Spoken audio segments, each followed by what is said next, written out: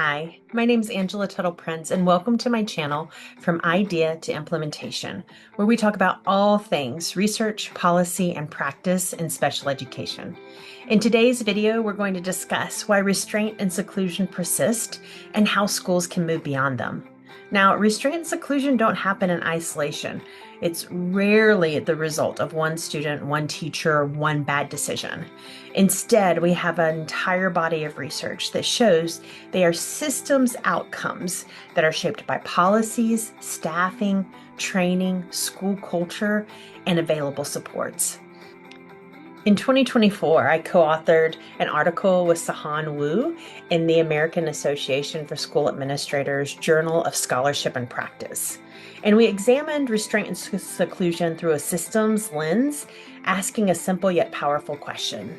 If schools truly want to reduce or eliminate these practices, what must change beyond individual student supports?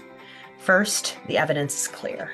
We have years of data that show us restraint and seclusion are used disproportionately with students with disabilities, particularly students with emotional and behavioral disorders, autistic students, and students of color with disabilities. Now, these patterns aren't accidental. Rather, they reflect broad inequities in how schools respond to behavior.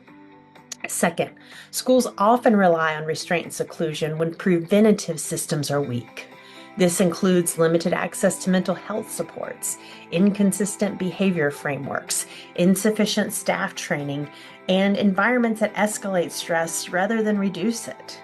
Now, in this article, Sahan and I argued that focusing only on crisis responses misses the point.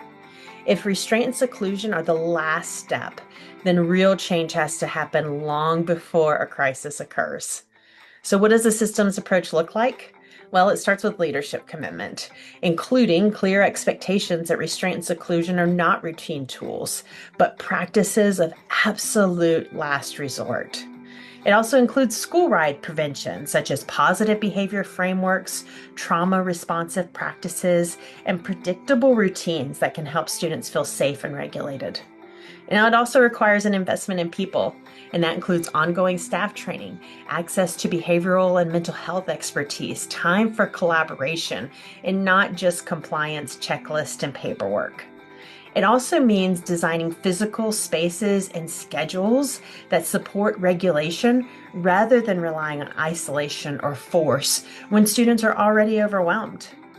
Most importantly, a systems approach shifts the question from what's wrong with this student to what supports does this system need to change?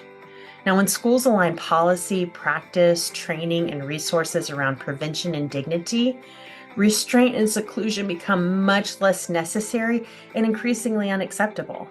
Reducing these practices isn't about lowering our standards for students.